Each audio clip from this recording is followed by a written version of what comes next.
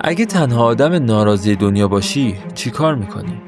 کشف یک پیام فضایی پای ویروسی ناشناخته رو به زمین باز کرده. ویروسی که کشته‌های زیادی داده ولی انگار هدف مسیر رو توجیه میکنه. همه خوشحالن، همه جز یه نفر، نویسنده‌ای که نمیخواد دنیا مثل داستان‌های فانتزیش بشه. سلام بچه‌ها، من سحرم. من ماهانم. مریم. خیلی خوش اومدید به بررسی ادامه سریال پلاریبوس در تلکات. بله، تو این ویدیو قرار 3 اپیزود 4 و 5 و 6 رو با هم دیگه بررسی کنیم. آره، با شخصیت مانوسوس اگر اشتباه نکنم اسمش بود شروع میشه. مرد پاراگویی که همون اول فیلم میاد معرفیش میکنه. جالبه، مردیه که تا کمر توی آشغال خم میشه، قوطی در واقع کنسرو غذا رو برمی‌داره، درش رو لیست میزنه، نمیدونم غذای سگ میخوره اما حاضر نیست به غذایی که اون آدما براش میذارن دست بزنه، لبس بزنه. خیلی معرفی شخصیت جالبی واقعا نشون میده قشنگ یه کارول افراطی اون برای دنیا داره و آدم به شدت اخلاق مداریه. میاد قوطی اون غذای سگ هم از اونجا ورداره، برای یارو مینویسه که آقا جان من اینو توی شرایط بدی برداشتم و حساب کتابش برات انجام میدم. فکر کن تو اون فضای خرطومخر آخر زمانی حرکت رو بخوای بزنی، واقعا خیلی حرفه. و در انتها میبینیم که این کاراکتر هی با فرکانس‌ها ور میره، دنبال علت میگرده برای اینکه آقا چه بلایی سر دنیا اومده. یکی از نکته‌های جالب این اپیزود تغییر دوباره ماشین کاروله. همونطوری که تو بررسی قبلی گفتیم، ماشین کارول بیانگر تغییر موقعیت کاروله. و حالا ببینید کارگردان چه صحنه جالبی رو نشون میده. کارول سوار ماشین داغون بشه که ازش یه آهنگ شادی هم داره پخش میشه. ماشینی که استعاره از وضعیت الان دنیا از نگاه کاروله. کارول وضعیت دنیا رو عین این ماشین میبینه، داغون و از سیخ افتاده، اما آهنگ شاد همچنان پلیه و خب کارول حاضر به پذیرش این ماشین نیستش، همونطور که این دنیای پر از شادی را نمیپذیره و میبینیم که میره و ماشین پلیس برمی‌داره. خیلی استعاراش جذابه، واقعا فوق‌العاده است. توی طول این اپیزود هم میبینیم 2 بار بازجویی میکنه دیگه و دقت کنید به این چیدمانه. الان که سوار ماشین پلیسه میره سراغ بازجویی و گرفتن اطلاعات برای درست کردن دنیا. یه صحنه خیلی قشنگی هم که هست توی این اپیزود، نوشتنش رو وایت بورد است، میخواد اطلاعاتش رو که بنویسه. وایت بورد اول اطلاعات کتاب فانتزیشه، میاد پاک کنه دلش نمیاد، میزنه کنار، میره سراغ وایت بورد دیگه که انگار این حسو میده که انگار الان داره اطلاعات یه داستان فانتزی دیگر رو مینویسه. بعد از اون طرف مود کارگاهی هم داره دیگه. چه چیزایی من میدونم از این ویروس. خیلی واقعا جالبه. توی اون صحنه بازجویی اولش که با یه شخصیتی به اسم لارنس، هم خودش میگه کوتوله ولی خیلی بلند چیزی که ما داشتیم می‌دیدیم، لباس زرد پوشیده بود اون کاراکتر و خب طبق چیزی که خود گیلیگان با ما قرارداد کرده توی سریال، زرد نماد شادیه. خب و آبی که تن کاروله نماد غمه و اینا هم باز روبروی هم توی روی میز میشینن و یکیشون لباس زرد پوشیده، یکیشون لباس آبی. باز این تقابل غم و شادیه رو داریم به لحاظ رنگی میبینیم و دیالوگایی که بینشون اتفاق میفته واقعا عالیه. شما برو با چت جی پی تی صحبت بکن، ازش یه سری سوالا رو بپرس، عیناً این لارنس بهت جواب میده. یعنی گیلیگان از قصد اومده لحن و فرم گفتار ای آی و حالا چت جی پی تی یا هر چیز دیگه ای رو گذاشته رو این میگه آقا این ای آی همینه. واقعا اینطوره، همش تایید میکنه، در حدی میاد تاییدت میکنه که میگه تو کارات در حد و اندازه آثار شکسپیر. نه شکسپیر کیه اصلا؟ فقط تو مردم رو نجات دادی. اصلا این وضع عجیبیه. اینجا یه چیز تلخی هم میفهمه که واقعا من خودم دلم باهاش سوخت. میفهمی که هلن به عنوان پارتنرش و به عنوان کسی که فکر میکنم منیجرش هم بوده، داستانی که برای کارول انقدر مهم بوده نه تنها دوست نداشته بلکه کامل نخونده و دوست نداشته. و کارول عملا یه تیر خلاصی براش اینجوریه که قبل از اینکه دنیا به این شکل بخواد در بیاد، هلن داشت این کارو با من میکرد، کار همینا رو. دقیقاً کار همینا رو. باز حداقل اینا تو رود وای میسن، تابلو دارن بهت میگن که آقا فلان ما هدفمون خوشحال کردن. ولی هلن میخواسته خوشحالت کنه و بهت نگفته. اصلا نخونده یا دوست نداشته. آره جلوتر کارول میاد یا از یه تجربه سختی میگه، از اردوگاه آبشار آزادی میگه و باز هم تاکید میکنه بدترین آدمایی که دیده همونایی بودن که همیشه لبخند به لب داشتن و اتفاقا میخواستن که هویتش رو ازش بگیرن، تغییرش بدن. اینجا فیلمنامه داره تاکید میکنه روی قوی بودن نفرت کارول از این بعض و انگیزه قویش برای تغییر شرایط. خیلی واقعا خیلی دقیقه نکته خیلی فیلمنامه‌ای دقیقه. هست. آره کلاس درس فیلمنامه‌نویسیه.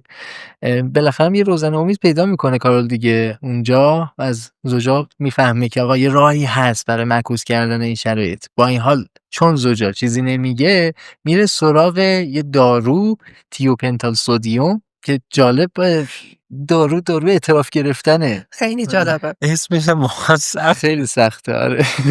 چون جالب سرعت انتقال پیام عصبی رو تو بدن کم میکنه، یه جور الغای بیهوشیه و به خاطر همین آدم شروع میکنه گفتن آره. چیزهایی که معمول نیست بگه. آره. و خیلی جالبه که وقتی هم تظاهر میکنه هروئین میخواد، هروئین رو براش میارن، همه رو خالی میکنه توی دستشویی. این باز تأکیدیه بر این که آقا این آدم دنبال تسکین دادن خودش با یه چیز شادی بخش نیست. درسته نه فقط واقعا. الکل.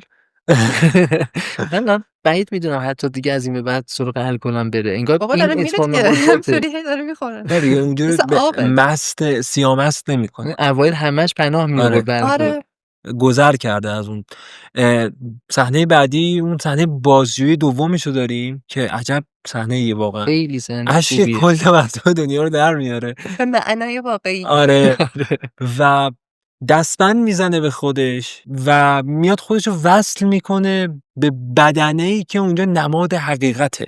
آره. خب زوجا اونجا کسیه که با خصوصا تزریق اون دارو بهش عملا دیگه باید حرفه رو بزنه. خب و این خودشو زنجیر میکنه، دستبند میبنده بهش که آقا من باید جوابه رو بگیرم الان، نگیرم ول نمیکنه. آره واقعا به همین قصد میره. تنها چیزی که باعث میشه اینجا کارول رضایت بده که دستبند باز بشه ارتباطیه که توی اون صحنه که این دارو رو اول رو خودش تست میکنه در میاد که آقا این آدم یه انگار علاقه ای نسبت به زوجا داره، یه گرایشی داره روش. از طرف خب کی نمیزنه ظاهر دیدی؟ عینی شخصیت داستانیش هم هست. آره. کنار اینکه الان گرایش هم داره، آره همه جوری جذابه براش. آره و خب رضایت میده که آقا بیاین باز بکنین و صحنه بعدیش واقعا عالیه. این ویروس متوجه میشه که در حال حاضر خطرناکترین شخصیت جهان اینه. آره. بمب اتم نیست، فلان نیست، بیسان اینه و همه دور میشن، همه فرار میکنن. عالی بود. خیلی صحنه قشنگی. آره و خیلی جای جالبی واسه پایان اون اپیزود و عذاب دادن بیننده ها. میریم سراغ نکته‌های قسمت 5. بیمارستان رو میبینیم که بیماراش باز این ویروس جمعی‌ان و برای بار دوم دارن بستری میشن. نکته اینجاست که صحنه خالی کردن بیمارستان یعنی این ویروس دیگه نمیخواد تو موضع ضعف باشه و به عنوان بیمار توی بیمارستان بمونه. فهمیده که منبع خطر کاروله و تصمیم گرفته که بره تا جایی که میتونه.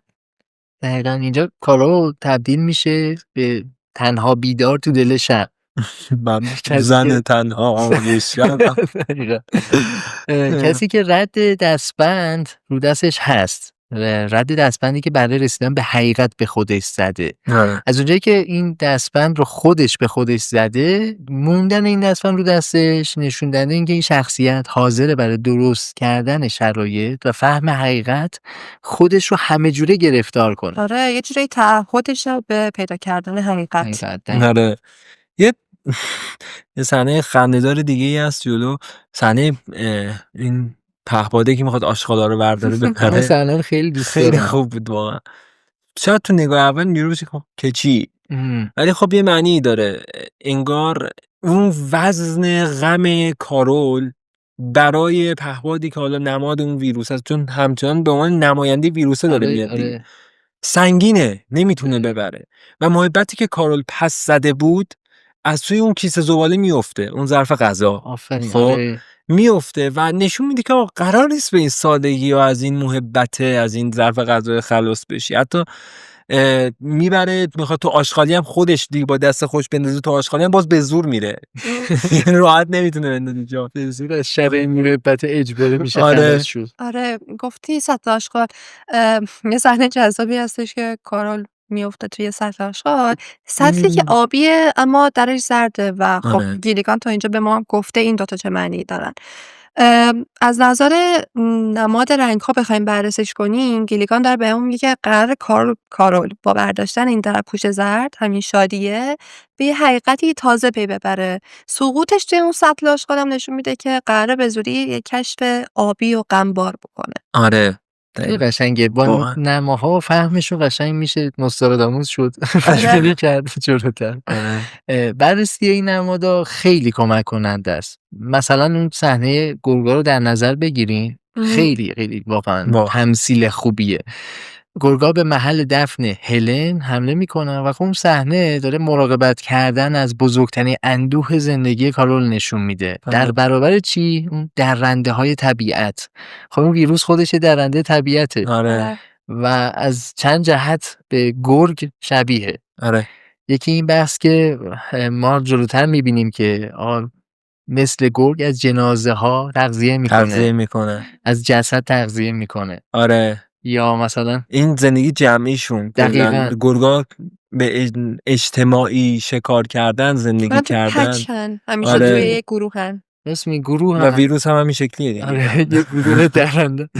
آره خلاصه چقدر قشنگ کارگردان نشونمون میده که کارول گرگا رو نمیکشه، با ماشین پلیس میاد میترسونتشون و فراریشون میده. آره. درست همون کاری که بیشتر با این ویروس کرد. آره دقیقاً.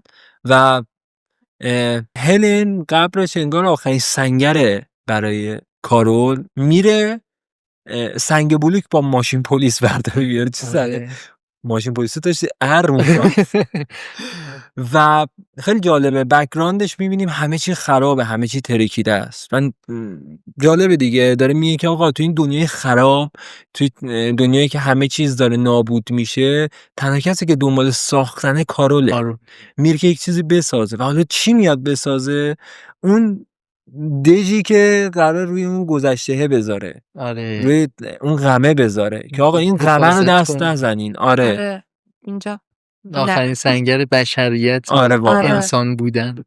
صحنه پایانیش هم جالبه دیگه. کارول روی اون انبار مرموز با نور آبی چراغ قوه‌اش حرکت میکنه، انباری که برای دیدن و فهمیدن راز این ویروس زیادی تاریکه و اگرم نوری هستش که ما رو متوجه حقیقت بکنه، این نور غم چراغ قوه آبی خود کاروله. آره و یه چیزی هم خیلی جالبه، داره جلوتر یعنی عقب‌تر داره اشاره میکنه بهش دیگه.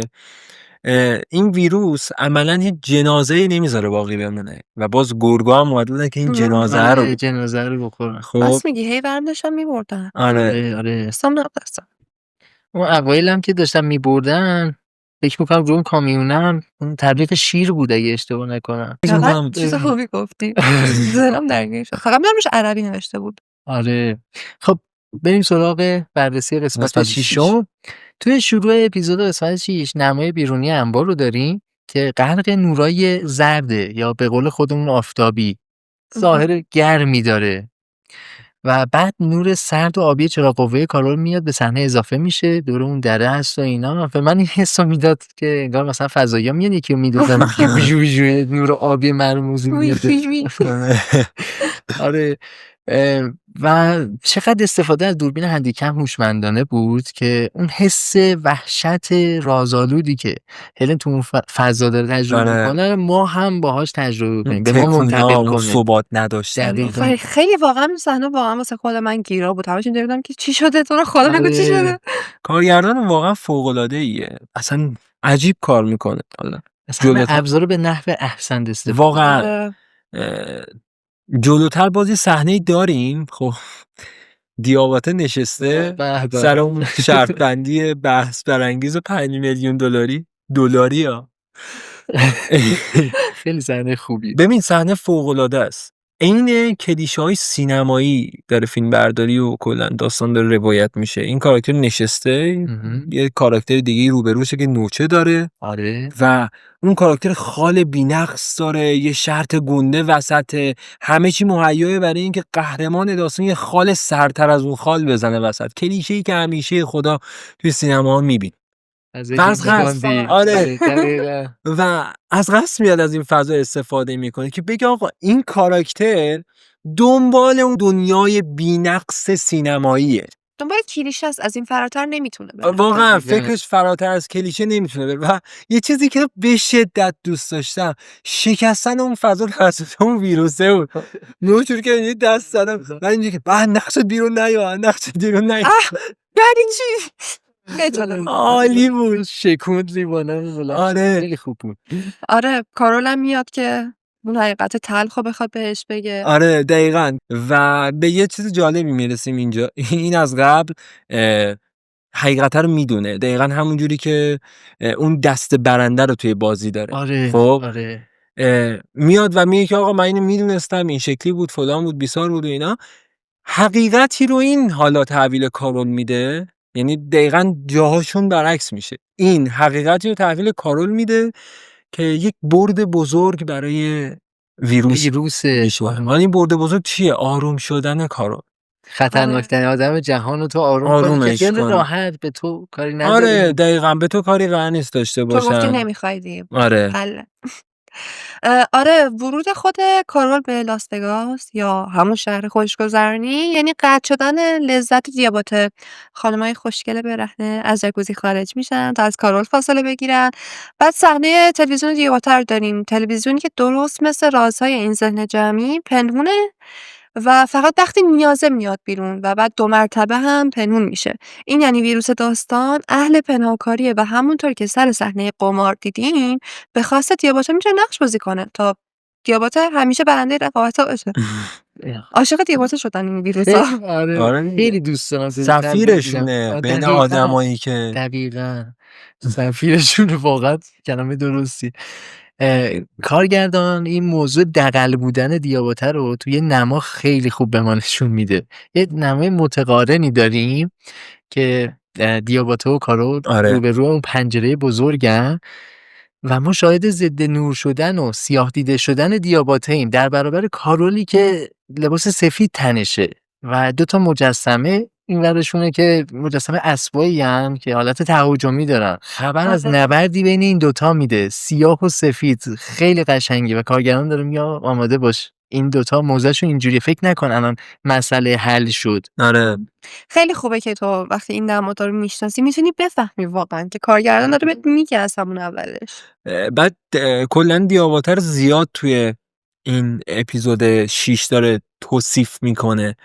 باز صحنه ای رو داریم از صبحونه خوردن دیاباته و کارول که تقلید میکنه از فرم صبحونه خوردن کارول. نشون میده که آقا این کاراکتر به هر لذتی بله میگه، یعنی امتحان میکنه تو بگو اینقدر لذت بخش باشه انجامش میده، براش اصلا مهم نیست، نه نمیگه.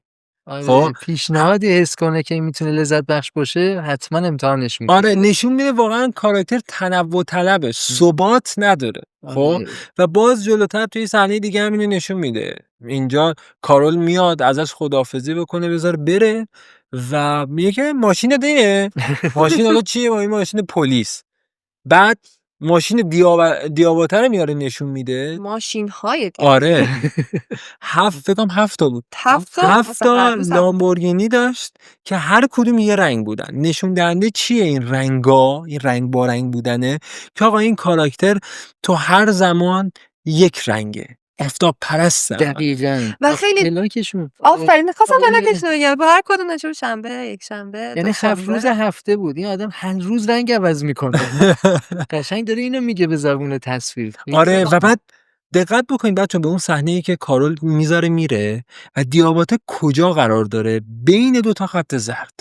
خب و حالا زرد چی بود؟ زرد اون نماد شادیه بود دیگه، اون خوشگذرونی است. باز داره بهمون میگه آقا این تو این محدوده مونده. آره. این قراره این راهو صاف بره. محدوده رو ترک نمیکنه، راست. آره تو این چارچوبه. آره. موضعش رو قشنگ همینجوری داره با تصویر نشون میده. هم به زبان نشون میده، هم به تصویرش میده. نشون میده. عالیه. بعد عکس خودشو تو توالت هم گذاشته، یعنی شاهکار محض.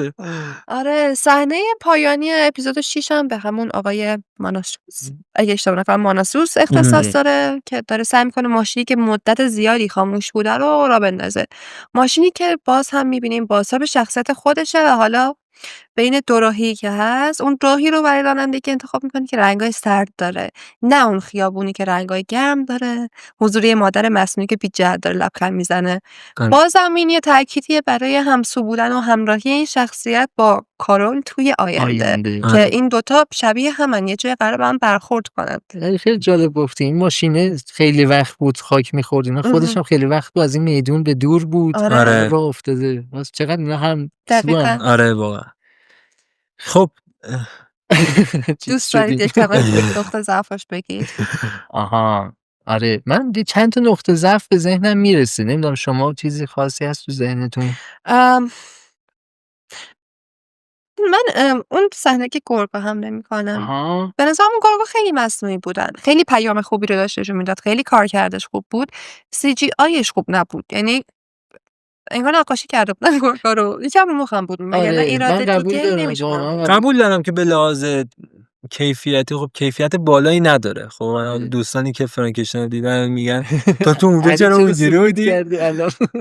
قبول دارم که به لحاظ کیفیتی واقعا کیفیت خوبی نداره، ولی خب یه چیزی رو باید در نظر گرفت. دغدغه این فیلم کلا CGI نیست، دغدغه این فیلم جلوه ویژه نیست. کلا توی طول فیلم هم زیاد از جلوه ویژه استفاده نمیشه که بخوایم بگیم حالا اوکی و ادعایی نداره. آره ادعایی هم نداره. غالبا کمترین بودجه رو پای می‌دونی فرقش با یه کاری مثل فرانکشتاین اینه که اون کار نیازمند اینه که یه بودجه پای جلوه ویژه بذاری. خب اما این کار بودجهشو پای چیزای دیگه‌ای گذاشته که به درد داستان بخوره. حالا یه صحنه‌ای که یه سری گرگ قراره بیان و رد بشن مفهومه بیشتر براش مهمه. تا من فقط به این فکر می‌کنم که اون صحنه خیلی تاثیرگذار بود، یعنی صحنه‌ای بود که واقعا میتونست اشک رو در بیاره. یارو مثلا سر قبر پارتنرش گرگا دارن اونجا رو میکنن که مثلا جسدشو بخورن و اگه این یکم از لحاظ تصویری واقعی‌تر بود واقعا میتونست اشک رو در بیاره. من تاثیرش ولی رو من گذاشت صادقانه. حالا نمیدونم چی برای من نه، ولی برای منم تاثیرش خراب شد به خاطر اون آخه فقط یه گرگه متوجه این میشه، یه گرگه کنارش هست همچنان یه حالت عجیبی داره میکنه. خیلی برام عجیب بود. این اومده سر و صدا میکنه. حالا خلاصه یه مسئله دیگه ای هم که داشتم، بحث این کاراگاه شدن کارول خیلی جذابه. خیلی هم بهش میخواد. نویسنده است، اطلاعات جمع میکنه دیگه به هر حال. واسه کتابش هم میخواست بنویسه، مثلا ما این انتظار رو ازش داریم که توی جمع‌آوری اطلاعات خوب باشه. منتها پیدا کردن اون بسته‌ای که مال غذای سگ بود به واسطه اون بارکده به نظر من دیگه خیلی عجیب نامعمول بود، چون اگه به ما نشون میداد این سگ داشته من اینو میپذیرفتم، ولی خب به ما نشون نداده که این سگ داشته در گذشته. و پیدا کردنش میون این همه کالای فروشگاهی یه خورده برای من جای سوال داشت. میفهمم. آره حتی درسته. چیزای کمی داره که آدم بتونه بهش گیر بده واقعا. آره واقعا گیلیگان تر و تمیز میسازه. آره یه در پارکینگ هم هست که این آخرش اینم بگم دیگه تا اینجا اومدیم. اصلیه که علی دوست داره، ولی خب من هرچی رو مخم باشه رو صادقانه میگم. بگو خوب کاری میکنی. آره موقعی که از در پارکینگ وارد اون انبار میشه، من برام سوال شد چرا در انبار به این مهمی رو نبستن. اونایی که انقدر حواسشون به همه چیز هست و خب متخصص هست بینشون، الان هوش جمعی دیگه، همشون با هم یکی شدن، چرا حواسشون نبوده در این مثلا گاراژ رو تا ته ببندن، صیانت کنن از رازی که مهمه؟ من جوابتو میتونم حس میکنم بدم. نظر شخصی بچه باز تو کامنت ها بگین که با کی موافقین یا نظر خودتون چی هست. آیا اصلا این لحظه ازتون کرده یا نکرده؟ این که در جایی بازه یا هرچی، چون یه دونه در نیست، چند تا جا همینجوری بازه دیگه، یعنی عملا کل شهر بازه در اختیاره. بولوارم میره راحت هم داره. این نشون دهنده چیه؟ این کاراکترها پنهانکار هست، این ویروس پنهانکار هست در گفتار. خب اما چجوری بهت بگم، کنترلگر نیست. اینجوری نیستش که این پنهان کاریش بخواد به کنترل کردن فضا، اوضاع، افراد، مکانها بخواد برسه. خب پنهان کاریش در حدی که یک چیزی تا زمانی که نیاز نباشه و مجبور نباشه نمیگه.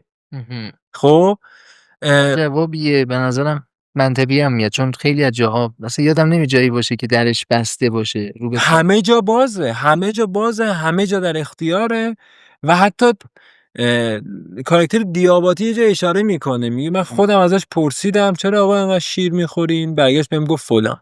آره خب این فقط کافی ازش بپرسی و میگه بهت. آره میگه، ولی با این حال پنهان کاره. اون تلویزیونه واقعا خیلی هوشمنده. پنهان کار هست، آره. اینو قبول دارم. خب بریم واسه جمع‌بندی. جمع‌بندی دیگه.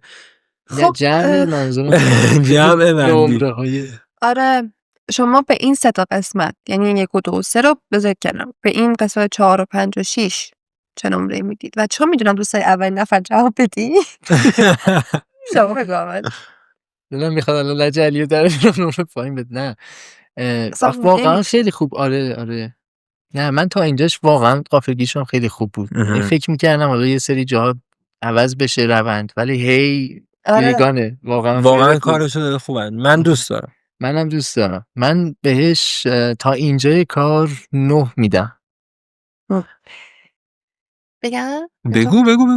من قسمت 1 و 2 و 3 به کنار دیگه. آره من خیلی شوکه شدم سر اون قسمت جنازه ها، و چون که یه اسپایسی یهو اضافه شد این روند داستان فکر نمی‌کردم یهو بچرخه به این سمت، اما یهو چرخید و خیلی هم خوب داشت میچرخید. کلا خیلی خوب بود. من به این 3 تا قسمت 9.5 میدم. ببین یه چیزی که من دوست داشتم، یه سورپرایزی رو برات رو میکنه سر قضیه جنازه. ایده گنده، ایده باحالیه، قشنگ میتونست کشش بده ولی کش نمیده. میگه آقا من این داستان برای من محدود نیست، من کلی ایده دارم. من کلی سورپرایز سریع توی همون قسمت جمعش میکنه. آره و یه فرمی برخورد میکنه که آقا این چیز عجیبی نبود اصلا. اینجوری بودم که خیلی خوبی، خیلی دوست دارم که اینقدر کشش ندادی. خب و من 3 تا قسمت اول 9 داده بودم، 3 تا قسمت این جدیدم که اومده رو 9.5 میدم بهش. تا الان فکر میکنم جمعاً 9.25 میشه نمرهش. آره دیگه هممون سری پیش 9 دادیم، این سری هم واقعا فقط 9 داد. ما 9.5 دادیم، میشه 9 25 از نظر من و سحر. آره. و مرسی بچه‌ها از اینکه تا اینجای ویدیو همراهمون بودین. لایک، کامنت، سابسکرایب فراموشتون نشه البته اگر دوست دارید. و یه سری بزنین به ویدیوهامون، یه پلیلیست درست کردیم هستش دیگه، از معرفی تا بررسی سریال، بررسی سریال فعلا همین سریاله اضافه میشه، ولی سریال خوب اگر بیاد، حالا دبویز قراره بیاد تریلر سازه، بررسی فیلم و انیمیشن اینا هم که دیگه هستش دیگه، ببینید نظر بدین. و تا برنامه بعدی فعلا بای بای.